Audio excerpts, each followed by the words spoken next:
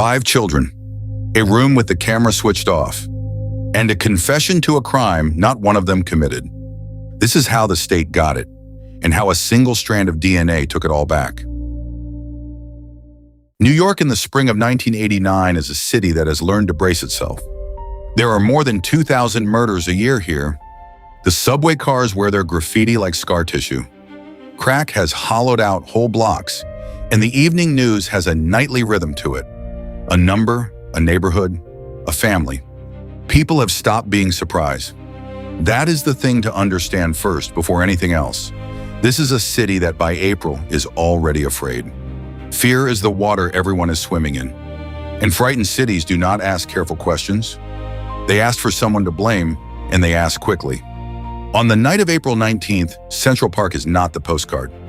After dark, it belongs to a different city. Joggers who run in pairs, cyclists who don't stop at the top of the hill, and that night, a loose, restless group of teenagers drifting up from the neighborhoods along the park's northern edge. Boys, mostly.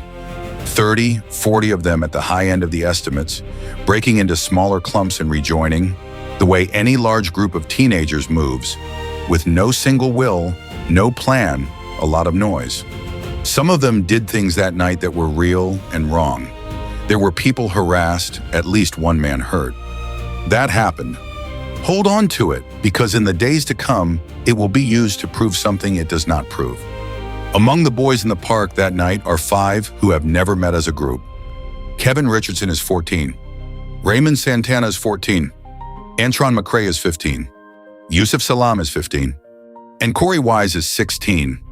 Korey, who isn't really supposed to be out at all, who tags along mostly because his friend Yusef is going, and who will pay for that loyalty with more of his life than any of the others. 5 boys from apartments in Harlem who on the morning of April 19th are exactly what they appear to be, kids. By the morning of April 20th, they will be, in the language of the front pages, a wolf pack. What actually happens in the park to change everything happens in a part of it none of the 5 can be placed at. A 28-year-old woman, an investment banker, out for the run she takes most nights, is attacked near the 102nd Street Cross Drive. The details are not ours to narrate. It is enough, and it is more than enough, to say that she is beaten nearly to death and left in the cold, and that when she is found hours later, she has lost so much blood that the first officers on the scene do not expect her to live. She is in a coma for 12 days. When she finally wakes, she will remember nothing of that night, a mercy, and for the case that is about to be built, a vacuum. Because a victim who cannot say what happened leaves the story of what happened to be written by someone else. That night, the police are already busy. They have rounded up a number of the teenagers who'd been in the park for the harassment, the other trouble, the simple fact of having been there. The precinct fills with boys and with the parents who come looking for them. And then at some point in those early hours, 2 investigations quietly become one.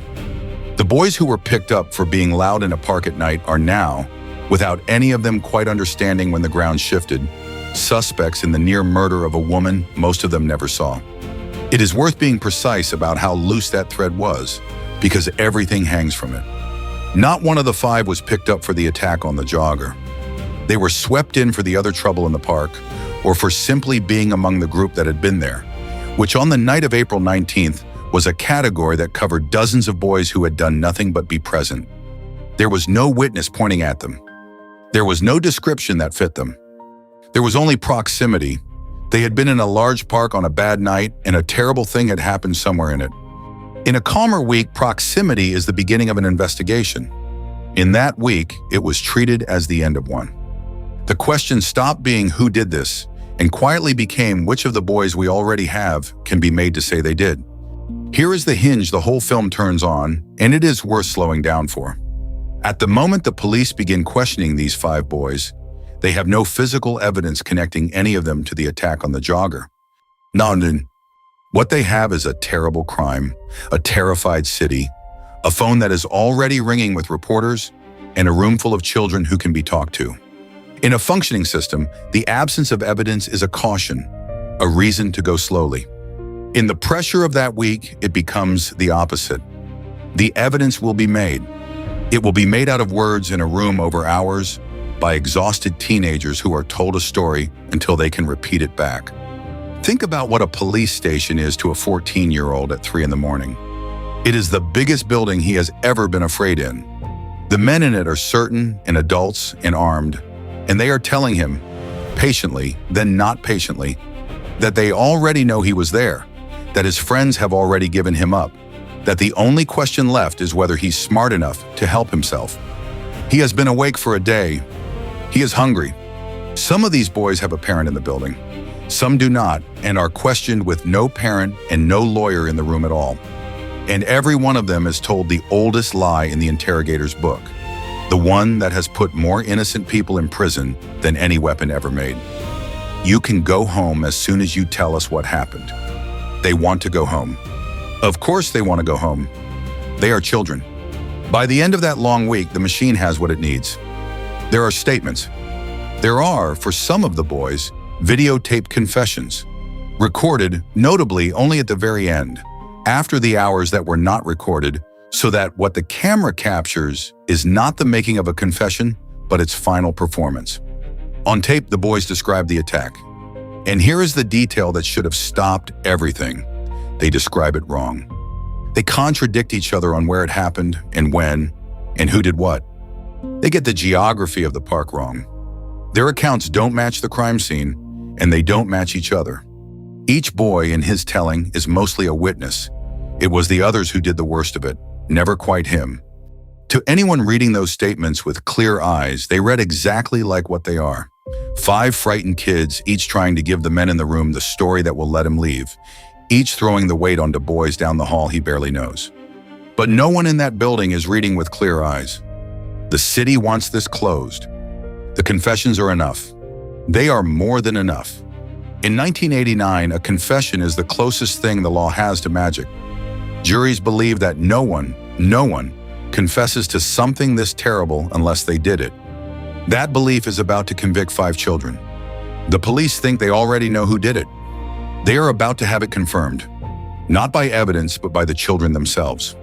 And the one piece of the crime that cannot be talked into a story, the biological evidence left on the victim, has already been collected and sent to a lab. It is going to come back. When it does, it will match none of them. And the machine will not stop. If you only watch one part of this story, watch this one. Everything that goes wrong for the next 13 years is decided in a handful of rooms over a handful of days, and almost none of it is decided the way you think a criminal case is decided. There is no smoking gun. There is no eyewitness. There is a process, an ordinary, legal, practiced process applied to children, and it manufactures guilt the way a factory manufactures anything. Reliably from raw material by people who have done it many times and believe in what they're making. So let's go into the room, not to any one boy's room, to the room, the general one, the one that could be any of theirs because the technique is the same. You are 14. You were brought here for being in the park, for the noise, for the trouble that was real but wasn't this. That was hours ago, maybe a day ago. You've lost the thread of time because there are no windows and the lights don't change, and no one will tell you what time it is when you ask. Someone brought you a soda a while back. No one has brought you your mother, though you've asked and been told she's coming, she's on her way, just a little longer. A promise renewed each time it's about to break, which is itself a technique, though you don't know that yet. The detective is not shouting. That surprises you. You expected shouting. Instead, he's tired and a little sad, and he's on your side. He keeps saying that he's on your side, that he knows you're a good kid, that he knows you didn't mean for it to go as far as it did. He tells you the others have already talked. He tells you they said you were there. He tells you, and this is the part that does the work, that he doesn't think you did the worst of it, but that if you don't tell him your part, he can't help you, and the ones who did talk are going to walk out of here tonight while you take the whole thing. All you have to do to go home, he says, is tell him what happened. Just say it. Just say the part that was you. You don't know what happened. You weren't there, not at that part of the park. But the detective knows what happened. He has the story, and over the hours he gives it to you a piece at a time without ever seeming to. Was it near the reservoir? You don't know, so you guess, and you guess wrong, and he frowns, so you try the other answer, and his face relaxes, and you have just learned something without knowing you learned it. There are right answers and wrong answers, and you can read them on his face, and the right answers are the ones that make this stop. Who hit her first? You don't know, so you give a name. A boy down the hall, a boy you barely know because it can't be you, and it has to be someone. What did you do? And here is the trap closing, softly, because the only version of this where you get to go home is the one where you did something. Small, they promise. Forgivable, they promise. But something. So you give them something. You put yourself at the edge of it. You hold a limb, you stand as a lookout, you throw one thing that didn't really land. You author your own small part in a crime that never touched you because a child in a room, told he can go home if he confesses, will confess, and then he will go home, and he will believe, genuinely believe, that the nightmare is over now, that this piece of paper he signed means nothing, that tomorrow it will all be sorted out. This is not a failure of nerve on these boys' part. This is the documented, replicable science of false confession, and it is worth saying plainly because juries in 1990 had never heard it. Under sustained pressure, isolation, exhaustion, and the promise of relief, human beings will confess to things they did not do, and juveniles will do it far more readily than adults because the adolescent brain weighs immediate escape against distant consequence and chooses escape almost every time. A child cannot conceive that the piece of paper follows him for a decade. The room is now, home is now. The men will stop if he signs. He signs. In the decades since, researchers who study wrongful convictions have found false confessions lurking behind a stunning share of them. And the younger the suspect, the higher the risk climbs. What was done to these 5 boys was not a mistake in the technique. It was the technique working exactly as designed on subjects too young to withstand it. And none of what was done in that room was, by the law of the time, illegal, which is the part that should trouble you most.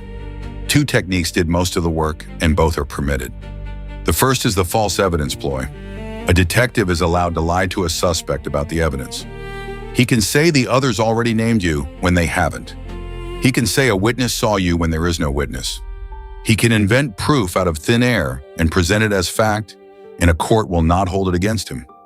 Now run that ploy on a 14-year-old who has no way to check it, who has no reason to imagine an adult in authority would simply make something up. And you have handed the interrogator a machine for rewriting a child's own memory of his night. The second technique is minimization. The detective doesn't accuse, he excuses.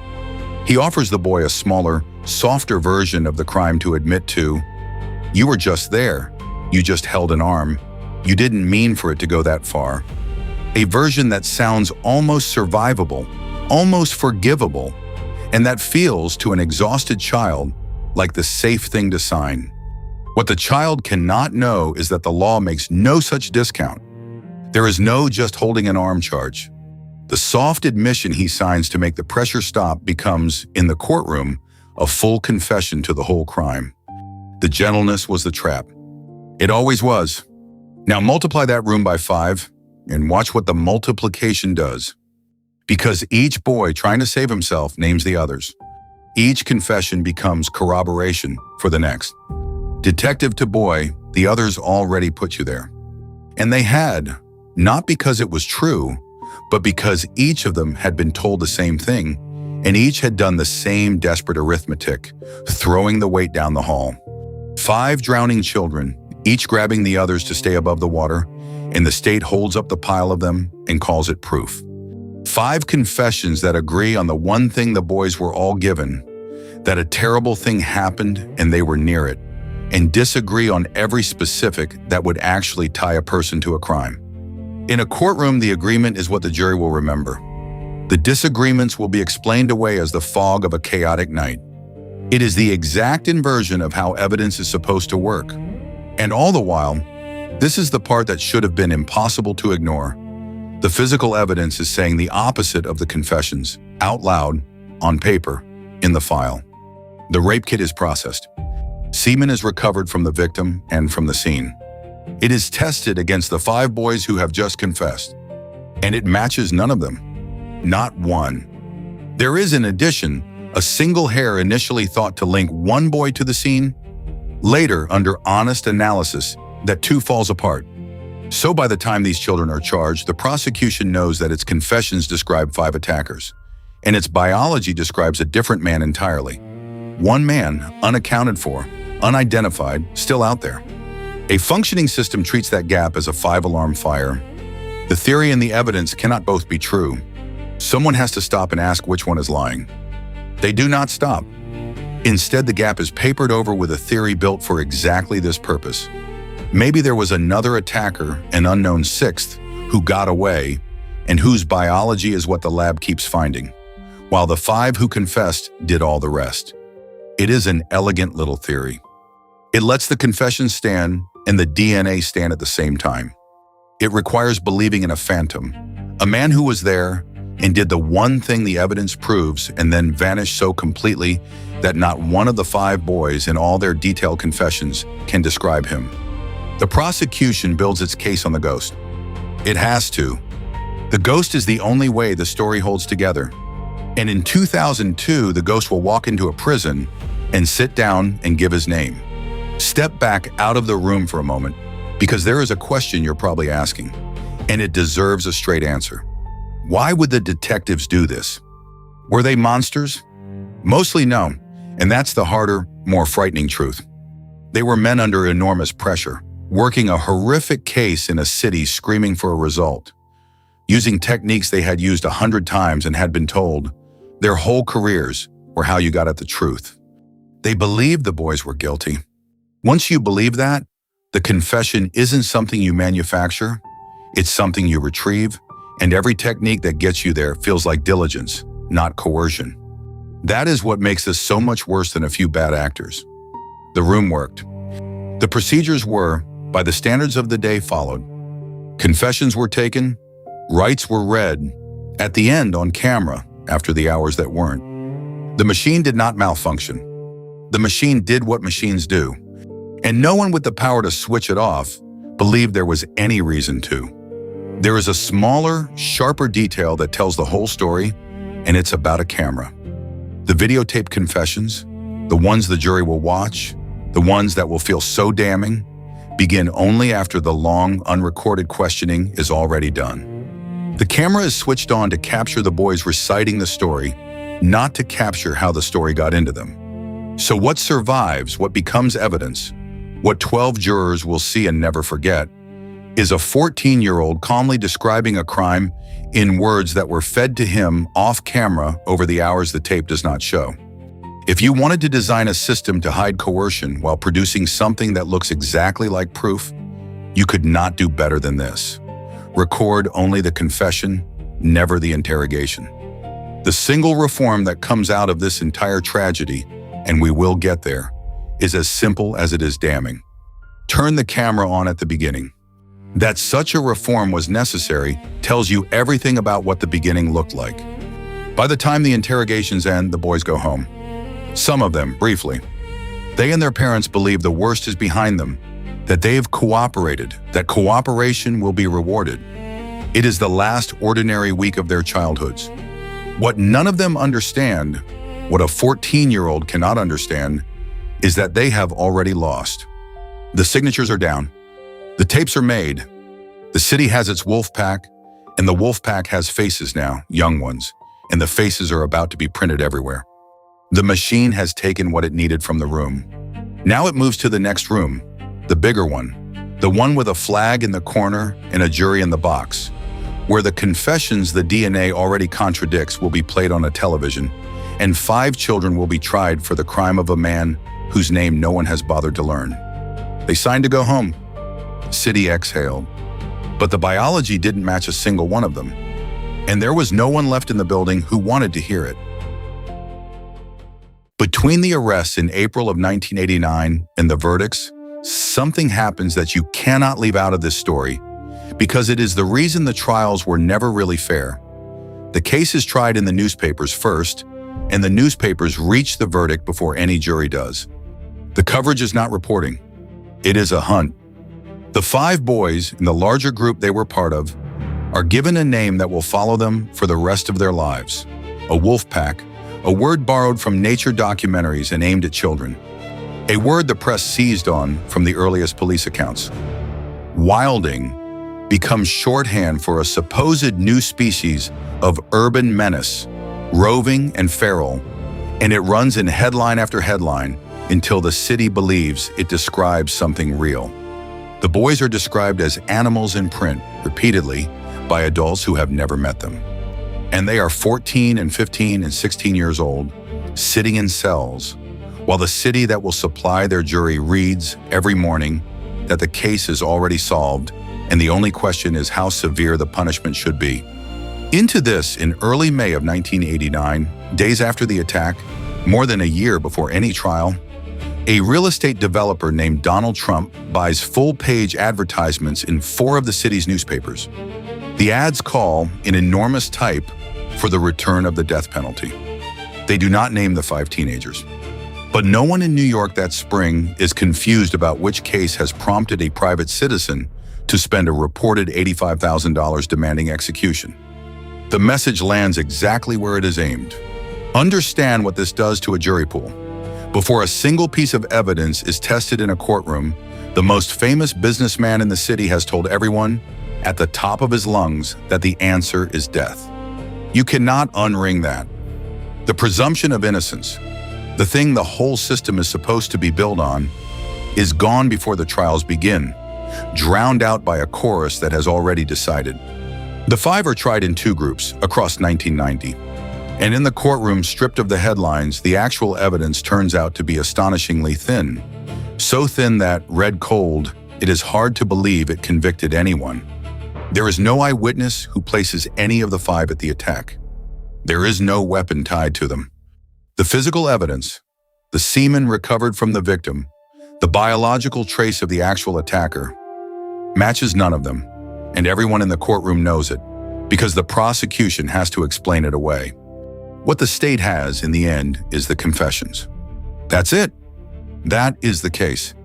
5 statements taken from children over unrecorded hours, contradicting each other in the crime scene, played for the jury on videotape.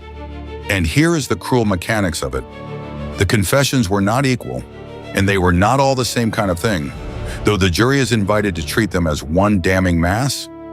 3 of the boys, Raymond Santana, Antron McCray, and Kevin Richardson, were videotaped with a parent present in the room. Korey Wise, 16, was videotaped alone. No parent, no lawyer, just Korey and the men in the camera. And Yusef Salaam gave no videotape confession at all, only an oral statement, never recorded, that he would always insist was mischaracterized. 5 boys, 5 different roads into the same trap, and the courtroom flattens them into a single word: confessed. For the jury, the tapes are overwhelming, and it is worth being honest about why, because it is the same reason you, watching, would find them hard to dismiss. On the screen is a calm teenager, in his own words, describing the crime. He is not being beaten. He is not, in that recorded moment, obviously afraid. He recites, "And every instinct a normal person has says, no one would say these things about himself if they weren't true. That instinct is wrong. It is precisely the wrong tool for a videotaped false confession, because what the tape cannot show is the hours before it, the story fed in piece by piece, the promise of home. But in 1990, the jury has no framework for that. The science of false confession is not something they have ever heard explained. The defense lawyers try to raise it, and it slides off. To 12 ordinary people, a confession is a confession. The tapes convict. There is a defense case, and it is not nothing. The lawyers point out, correctly, devastatingly, that the DNA matches no one at the table. They point out the contradictions. The boys can't agree on where it happened or when or who did what. They point out that the timeline in the confessions doesn't even fit the window in which the attack must have occurred. Read today by people who know how the story ends, the defense arguments are not just plausible, they are obviously painfully right. But they are arguments about doubt, offered to a city that has been told for a year that there is no doubt, and they are competing against a videotape of a child saying he was there. Doubt loses. There is something else the headlines drowned out, and it belongs in the record. The families never wavered, and neither did the neighborhoods the boys came from. From the first days, the mothers and fathers said the same thing to anyone who would listen, that their sons had been questioned for hours without them, that the confessions had been extracted, not discovered, that the boys they raised were not the creatures in the newspapers. In Harlem, people who knew these children as children found the Wolfpack story grotesque and said so, but their voices did not carry the way the front pages did. To a city primed to be afraid, a parent insisting on a son's innocence sounded like exactly what a guilty child's parent would say. And so the one group of people who actually knew the 5 boys was the one group whose testimony the city had already decided to discount. That is the particular cruelty of a moral panic. It turns love into evidence of guilt and certainty into a virtue. The verdicts come down across the 2 trials, and they are guilty. Not on everything. There are acquittals mixed in on some of the most serious counts. A jury quietly registering that something about this doesn't add up even as it convicts. Hold on that for a second, because it matters. Even the juries that convicted these boys could not bring themselves to believe the whole story. They acquitted on charges, they split the difference, they hesitated. The record of a mind trying to reconcile a videotape it can't dismiss with contradictions it can't explain. The hesitation should have been a warning. Instead, it was rounded up to guilt. But guilty enough. Guilty enough to send children to prison. The 4 younger boys, Santana, McCray, Richardson, Salaam, are sentenced as juveniles to terms in the range of 5 to 10 years. And Korey Wise, because he had turned 16, is tried and sentenced as an adult. That single accident of the calendar, a birthday, is about to become the difference between a hard adolescence and something much closer to a destroyed life. Korey, who was barely part of any of this, who came along that night mainly because his friend was going, draws the heaviest road of all. He is sent not to a juvenile facility, but into the adult prison system, into Rikers. And then upstate, into a world built for grown men, as a 16-year-old convicted of a crime he did not commit, on the strength of a confession he gave alone, in a room with no one there to protect him. Stand in the courtroom for the moment the gavel falls, and look at who is there. 5 families, mothers and fathers from Harlem who came to every hearing, who never stopped saying their sons were innocent, who now watch those sons taken away in the custody of the state. They are not believed. They will not be believed for 13 years. The city treats their grief as the predictable denial of guilty families and turns the page. The case is closed. The headlines move on. The men who ran the interrogations are commended.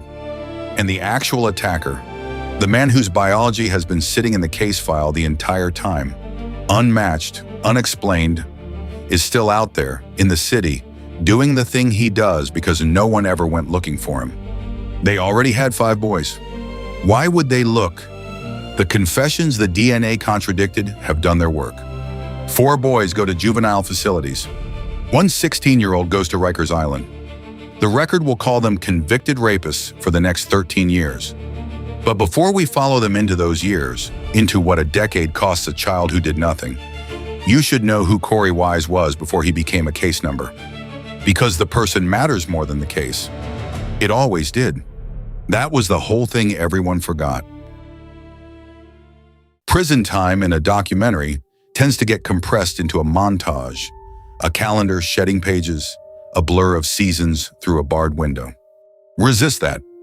The whole moral weight of this story lives in the years that are easiest to skip, because those years are the actual punishment, and they fell on children who had done nothing to earn them. So we are going to slow down and sit in the time, the way they had to.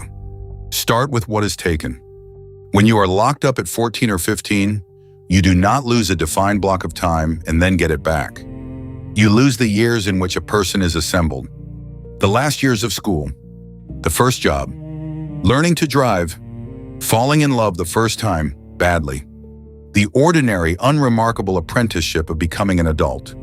You serve those years in a cell instead, among people the system has given up on, learning a different and harder set of skills, the ones you need to survive being caged.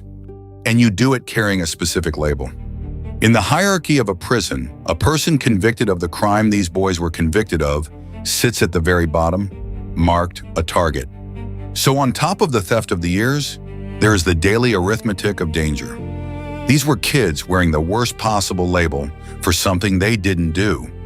The 4 younger boys served their time in the juvenile and youth systems and come home over the following years, after terms of roughly 6 to 7 years each. Think about that plainly. A person who went in at 14 comes out in his 20s, having spent the entire bridge between childhood and adulthood inside, and comes out still labeled, still a convicted rapist on every form, every job application, every rental, a young man with a wrongful felony welded to his name, released into a city that still believes the headlines. Freedom, for them, is not freedom. It is a smaller cell with the door left open. They are on parole, registered, watched, and unemployable. Raymond Santana would later describe coming home to a world where the conviction met him at every door before he could say a word. They did their time and then they kept doing it on the outside, because a wrongful conviction does not end when the sentence does. It just changes shape. And it is worth refusing for a moment the word "the 4", because the word is part of how they were erased. They were not a unit. Kevin Richardson went in at 14, the youngest of the 5, a child by any measure, arrested at an age when the law in most contexts does not trust a person to do anything alone, and asked, alone, to account for a crime. Raymond Santana, also 14, would spend the decades after his release describing, in plain and unsparing terms, what it is to carry a wrongful conviction into adulthood. The way it met him at every door, the jobs that closed, the assumptions that arrived before he could speak. Antron McCray, 15, whose videotaped statement was given with his father in the room, and who would carry the specific, complicated weight of a confession made in a parent's presence, a detail the prosecution used and the truth later dismantled. Yusef Salaam, 15, the one who never gave a taped confession at all, who held to his innocence from the interrogation room forward, and who would walk the longest arc of all of them in the public eye. 4 boys, 4 separate lives ground down over the same stolen years. And the least we can do, this far on, is decline to blur them back into a headline. They were people. That was always the point that got lost. And then there is Korey Wise, and his years are a different order of suffering, and he is the reason this act exists. Korey goes into the adult system at 16. Read that again. 16 in adult prison for a crime he did not commit, convicted on a confession he gave alone. He is small for the world he's been dropped into. He is, by the accounts of people who knew him, gentle and struggling. He had difficulty hearing, difficulty in school, and none of the equipment a person would need to navigate a maximum security prison as a child. He is beaten. He is moved from facility to facility, in part because he keeps asking to be moved somewhere he might be safe. He spends long stretches in solitary confinement, sometimes as punishment, sometimes, wrenchingly, as the only way to keep him alive, because being alone in a box is safer than being among the population that has marked him. Solitary confinement does to a person's mind what you would expect it to do. Korey endures years of it. He is offered more than once a way out that he will not take. Because here is the thing about parole. To make it, you are expected to express remorse. You are expected to admit the crime and say you are sorry for it. And Korey Wise, a teenager alone in the adult system with every reason to say whatever it takes to go home, will not say it. He did not do it, and he will not say that he did. Not to a parole board, not to buy his own freedom. So he stays. Year after year, he chooses the truth over the exit, and the truth keeps him in a cell. There is a kind of courage that gets medals and a kind that no one sees. And Korey's is the second kind. A boy becoming a man in the worst place in the world, refusing again and again to lie about the one thing that could have set him free. The others, at least, are eventually home, even if home is compromised. Korey is still inside as the 90s turn into the 2000s. The case is ancient history now. The city has forgotten the 5 boys entirely. They are a closed file, a thing that happened, occasionally a punchline. No one is working on their behalf. No lawyer is filing anything. There is no movement, no campaign, no reason for anyone to revisit any of it. By every measure that a system uses to decide whether something is over, this was over. 5 convictions, served or serving. The book was closed and shelved and forgotten, which is exactly the condition in which the most important thing can happen only by accident, because no one is looking for it, so it cannot be found on purpose. It can only be stumbled into. And in a prison upstate, the accident is getting closer. Because the system, in its enormous indifference, has done one more careless thing. It has taken Korey Wise, innocent, still serving, still refusing to lie, and at one of the facilities that holds him over the years, it has placed him within reach of a man serving 33 years to life for a series of crimes he actually committed. A man who, it will turn out, has been carrying a secret for more than a decade. A man who did the one thing the DNA has always said one man did. They crossed paths. In the ordinary, unremarkable way that people in the same prison cross paths. A yard, a corridor, a recognition. And something in that man begins, slowly, to turn over. We'll get to what he does with it. But hold for one more moment on the sheer size of what has been spent by this point, because the ledger matters. 5 childhoods. More than 30 years of human life added together across the 5 of them, served in cells. A young man's hearing and health and peace, ground down in solitary. 5 families' faith in the idea that the truth matters, tested past the breaking point and somehow in some of them, not broken. And all of it spent to punish a crime that the people who committed the spending knew from the very first week, from the lab report that matched no one, might have been the wrong crime pinned on the wrong children. This is not the cost of an honest mistake discovered too late. The evidence that could have stopped it was in the file the entire time. This is the cost of not wanting to look. Meanwhile, in another cell, a man Korey Wise has been placed beside is serving his own sentence for crimes he does not deny, and beginning, for reasons that are his alone, to think about the one he was never charged with, the one that put 5 children in prison in his place. His name is Matias Reyes, and to understand why his confession matters, why it is not just one more claim in a case already drowning in claims, you have to understand who he already was in the eyes of the law, on paper, beyond dispute. Reyes is a convicted serial rapist and a murderer. He is serving 33 years to life for a string of brutal attacks on women. These are not allegations. They are his own crimes, adjudicated, closed. Whatever else is true of Matias Reyes, this is fixed. He is a man who, in 1989, was moving through New York doing exactly the kind of thing that was done in the park that April. And here is the fact that should have detonated the entire case years earlier, if anyone had been paying attention. Just 2 days before the attack in Central Park, in the very same park, a woman was raped. That earlier attack, investigators would later establish, was also Reyes. Same park, same window, the same signature. The man who would eventually be proven, by his DNA, to be the Central Park attacker had announced himself in the same location 48 hours prior. And the connection sat unmade because the machine that convicted 5 boys had never needed to look for a 6th man. It already had its 5. Why would it go looking for the one whose biology it couldn't explain? It built a ghost instead. But the ghost was real and he had a rap sheet, and he had been in that park before. For over a decade, Reyes says nothing. He serves his time. And then, in 2001 and into 2002, something shifts in him. A religious conversion by his own account, though a man's private reasons are his own, and we don't need to certify them. What matters is what he does. He is by chance at a correctional facility where his path crosses Korey Wise's. He comes to understand who Korey is, one of the boys still paying for the night in the park.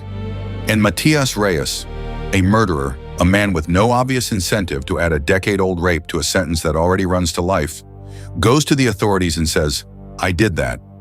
The Central Park jogger. It was me. And I did it alone. Alone. That is the word that breaks the case open. Because the state's entire theory, the only theory that ever reconciled the confessions with the DNA, required a crowd. 5 boys plus a mysterious 6th. Reyes says there was no crowd. There was one man. Him. The confessions described a group attack.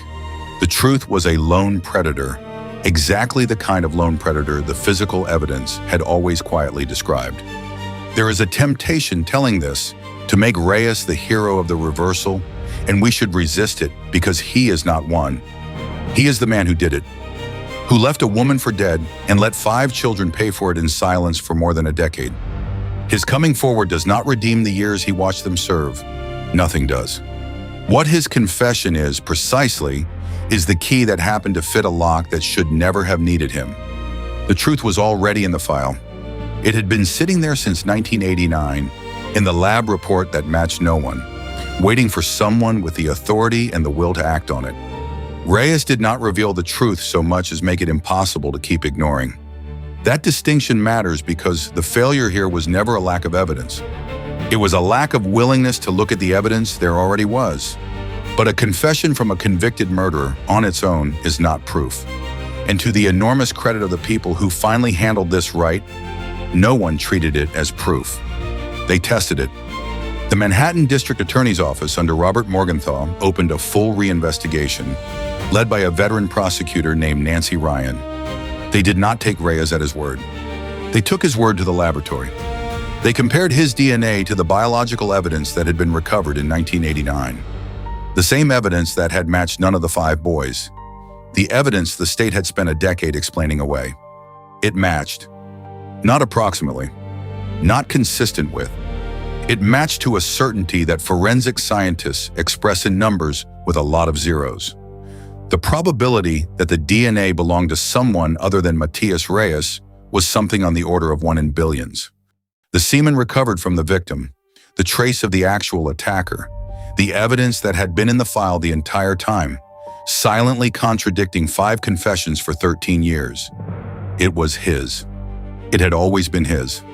The lab had been telling the truth since 1989, in a language of exclusions and non-matches, and no one had wanted to hear it. Now it spoke in a language no one could argue with, and it said one name, and the name was not any of the 5 children. Sit with the vertigo of that for a moment, because it is the emotional core of the entire film. Everything the city believed was upside down. The confessions, the overwhelming, unforgettable videotaped confessions, were false. Every one of them. The DNA that proved nothing, that had been dismissed as the trace of a phantom 6th attacker, was in fact the whole truth, and had been all along. The 5 wolves were 5 innocent children. And the ghost the prosecution had invented to save its theory turned out to be a real man with a real name who had been in the system the entire time.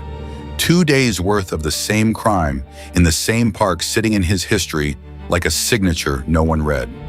The story the city had told itself so completely for so long, with such certainty, was wrong in every particular that mattered. And it took a murderer's conscience and a strand of DNA to turn it right side up. There is a detail here that is almost too much to bear, and it belongs to Korey Wise, so we give it to him. Of the 5, Korey served the longest and the hardest years. Korey was the one tried as an adult, the one who went to Rikers at 16, the one who spent years in solitary, the one who refused to lie to a parole board to buy his way out. And it was Korey, placed beside Reyes by the same indifferent system that had caged him, whose presence seems to have moved Reyes to finally speak. The boy who suffered the most by refusing to be anywhere, but where the truth put him, is the one the truth finally found. There is no tidy moral in that. It is not a reward. 13 years is not repaid by an irony, however sharp. But it is the shape the facts make, and the facts are enough. Now the reinvestigation has what the original trials never did. A perpetrator whose confession fits the crime scene, whose lone attacker account fits the physics of the injuries, and whose DNA fits the evidence to a mathematical near certainty. Every piece that never fit before now clicks into place around one man. And the same evidence, turned the other way, does something the law rarely has the nerve to do. It says out loud in an official document that the state convicted the wrong people. 5 of them. Children. The district attorney's office, having tested the confession and found it true, does the thing that is right and rare. It does not circle the wagons. It does not defend its old convictions to protect its own reputation. It goes back to the court that convicted the 5 boys, lays out what the reinvestigation found, and asks the court to undo it all. The real attacker has confirmed what the 1989 lab report always implied. Now the state has to say the words it spent 13 years avoiding, "We got it wrong." And the question that has been waiting since the first act, what happens when the ghost walks in and gives his name, is about to be answered in a courtroom, on the record, in front of the same system that got it so completely wrong. The convictions are about to fall. The years are not coming back. And a city is about to have to look at what it did. On December 19th, 2002, a judge named Charles Tejada vacates the convictions of all 5 men. Every count. Erased. On the recommendation of the district attorney's own reinvestigation, the court formally undoes what the court did 13 years earlier. In the language of the law, it is clean and quick. A motion, a finding, an order. Antron McCray, Kevin Richardson, Yusef Salaam, Raymond Santana, and Korey Wise are, as a matter of law, no longer convicted of anything. They never should have been. The record finally says so. But watch what an exoneration actually is, because it is not what the movies promise. There is no moment where the world apologizes. The convictions are vacated, the years are not returned. The men who walk out from under those convictions are not boys anymore. They are in their late 20s and 30s, shaped by everything that was done to them, carrying it. Korey Wise walks out, having spent roughly 13 years inside for a crime a stranger committed. An exoneration is a legal correction. It is the system admitting error. It is not and cannot be restoration, because the thing that was taken was time, and time is the one thing no court can order returned. And here the story does something you need to be ready for, because it is where a lot of people expect the reckoning to be simple, and it refuses to be. The vacatur is not the end of the fight. In 2003, a review commissioned by the New York City Police Department, later known by the name of the panel that produced it, pushes back, floating the theory that the 5 might still have been involved somehow, that Reyes might have joined an attack already underway. You should know this document exists, and you should know exactly what it is worth, which is this: it did not prevail. It persuaded no court. It reversed nothing. The convictions stayed vacated. The DNA still said 1 man. It is in the end the sound of a system that cannot quite bring itself to say it was wrong, and it deserves to be named for exactly that, and then set down, because to give it more weight than the court gave it would be to reopen a question the evidence closed. The evidence closed it. 1 man. The 5 were innocent. That is not an open question, and this film will not pretend it is one. The deeper reckoning takes years and comes through a lawsuit. The 5 men sue the city of New York, and the city fights them. For a decade, it fights them, which tells you something about how hard an institution will work to avoid admitting what this one did. It is not until 2014 that the city settles for a sum of about $41 million, divided among the 5 roughly in proportion to the years each one lost, which is why Korey Wise, who lost the most, receives the largest share. Later, a separate settlement with the state of New York adds several million more. And it is important to say clearly what that money is and is not.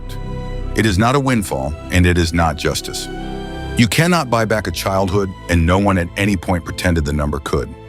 It is the only language a state has for admitting a debt it can never actually pay. An acknowledgement rendered in the one currency an institution understands that it took something priceless and owes for it forever. The men themselves have been consistent on this point. They would give all of it back to have the years. So if not the money, then what is the repair? It turns out to be 2 things, and they are the reasons this story matters beyond the 5 men who lived it. The first is what the case did to how we understand confessions. Before the Central Park case, the false confession was, to most people, an oxymoron, a thing that did not happen, because why would anyone confess to something they didn't do? These 5 children, and the videotapes of them calmly reciting a crime that DNA proved they did not commit, made that question impossible to wave away. The case became the most famous proof in America that innocent people, especially young people under pressure, in a room promised relief, confess. It moved from something defense lawyers asserted to something courts, and juries and eventually police departments could no longer dismiss. Reforms followed. A growing requirement in jurisdiction after jurisdiction that interrogations be recorded in full, not just the confession at the end, but the hours that produce it. The single change that could have saved these 5 boys, remember, was that simple. Turn the camera on at the beginning. It is now increasingly the law. That is not nothing. That is 5 childhoods converted at unbearable cost into a protection for children who will never know their names. It is worth being concrete about how that reform actually protects a child, because record the interrogation can sound like a technicality, and it is the opposite of a technicality. When the whole session is on tape, a defense lawyer can show a jury the 16 hours, not just the 16 minutes. A jury can watch a detail travel from the detective's mouth into the child's. It can see the promises, the exhaustion, the moment a no wears down into a yes. Everything that was invisible in 1990, everything that made the videotaped confessions feel like unimpeachable truth, becomes visible.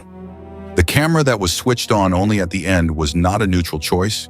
It was, whether anyone intended it or not, the single most effective way to hide how a confession is made while preserving the confession itself. Turning it on at the beginning doesn't just add footage. It changes what a confession can be used to prove. From "he said he did it" to "here is exactly how he came to say it," and let the jury judge. That is the whole reform, and 5 childhoods bought it. There is one more person this film has an obligation to, and it would be a failure of decency to end without her. The woman who was attacked that night survived against every expectation of the officers who found her. She recovered over years, relearned how to walk and read, and eventually chose to tell her own story publicly on her own terms. She was never part of the wrongful conviction. She could not identify her attacker, and she never claimed to. She is not a villain in this account and was never one. She was the first person the crime was done to, and then, in a different way, one more person failed by a system that decided it already knew the answer. 2 harms sit side by side in this case, and neither cancels the other. A woman was gravely hurt, and 5 children were made to pay for it in place of the man who did it.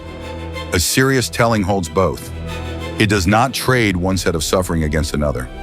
It says simply that all of them were owed a truth the system was in no hurry to find. The second repair is the men themselves and what they chose to become, which they did not owe anyone. They could have disappeared into bitterness, and no one on earth would have blamed them.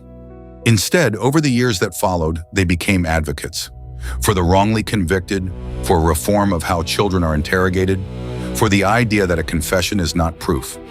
Yusef Salaam, who went into a cell at 15, was elected to the New York City Council in 2023. The same city whose newspapers once called him an animal, now sending him to help govern it. Raymond Santana, Kevin Richardson, Antron McCray, Korey Wise, each built a life on the far side of the years that were stolen, and several of them spent that life making sure the theft is taught and remembered, so that it is harder to do again. They were renamed by their own insistence and by a public that finally understood. No longer the wolf pack, no longer the accused, but the exonerated 5. They took the word the state hung on them and replaced it with the truth. That renaming took time, and it took the culture catching up. For years after the exoneration, the case lived mostly in legal filings and in the memories of the families. The public had moved on before it ever learned it had been wrong. It was documentary film and later dramatized television that carried the corrected story back to a mass audience, that made millions of people who had absorbed the 1989 headlines sit with the 2002 truth and feel the distance between them. There is something worth noticing in that. The same media machinery that helped convict 5 children in the court of public opinion was, a generation later, part of what set the record straight. The lesson is not that the press is villain or savior.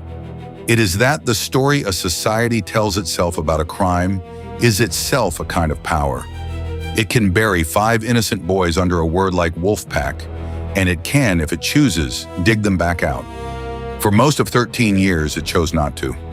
That it eventually did is the reason their names now carry the truth instead of the lie. But the years in between are the measure of how long a comfortable story can outlast the facts that disprove it. And it is worth saying that the reckoning is not finished, because the men are still living it. They are not a closed chapter or a historical lesson.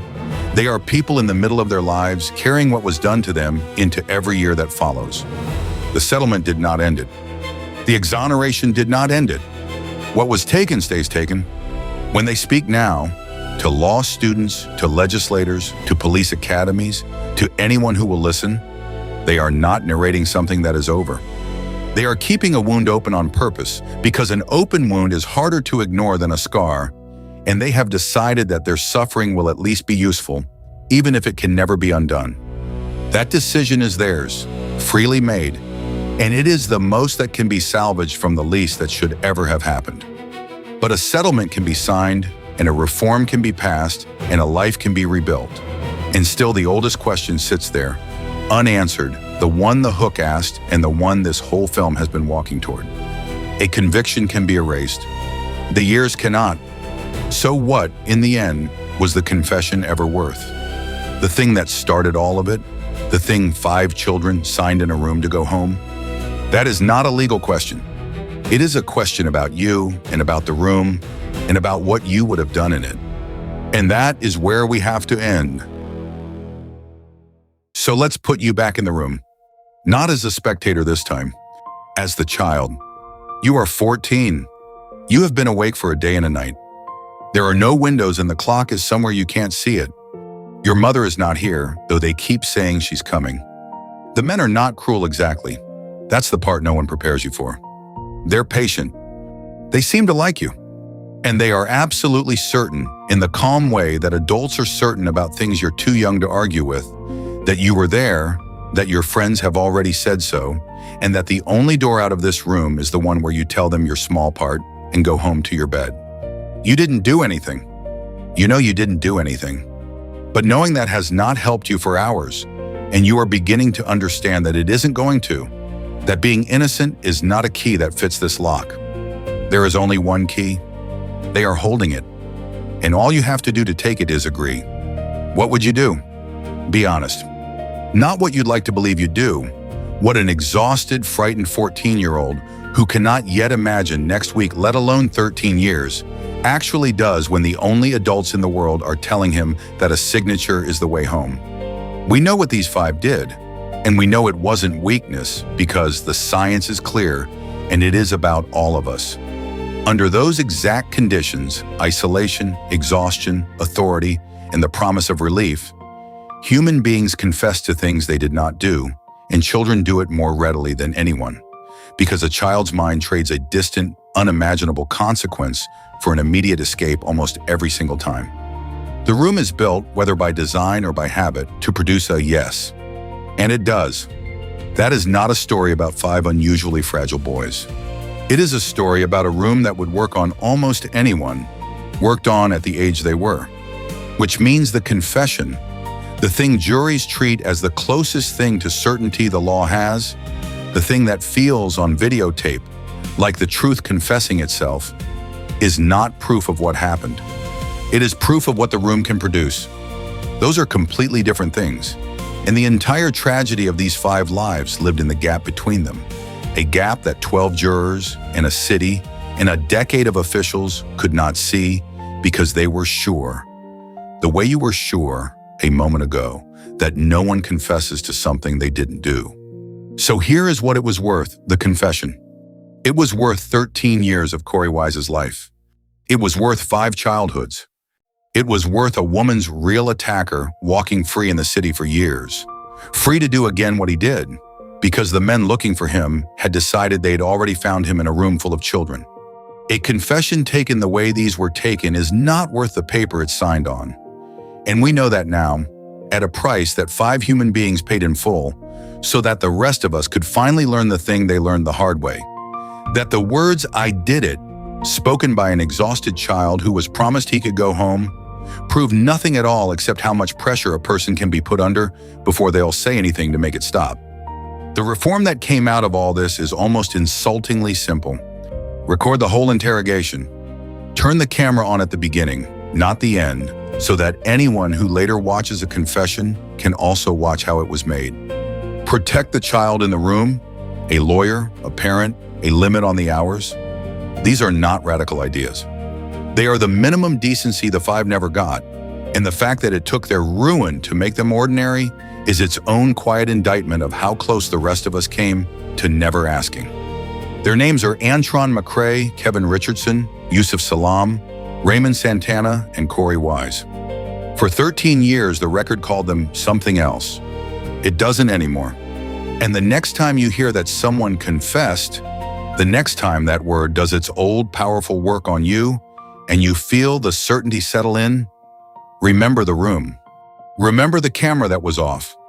Remember that 5 children once sat where you're imagining and signed their names to go home, and that everyone believed them, and that everyone was wrong. A confession is only worth the conditions it was made in. That's the whole lesson. It cost 5 childhoods to teach it. The least we owe them is to have learned it.